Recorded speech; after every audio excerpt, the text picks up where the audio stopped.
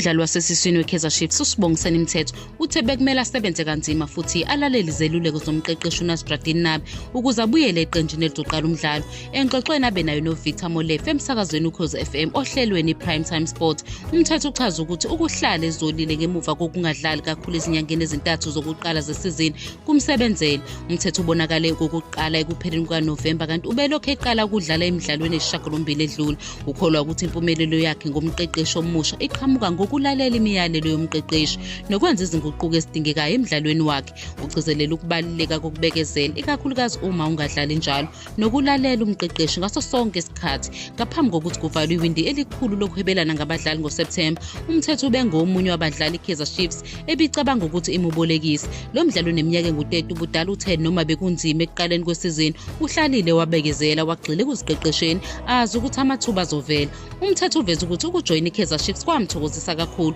kodwa futhi uyakuqonda ukuthi ukukhula emsebenzini wakhe kusho ukubhekana nezinselelo.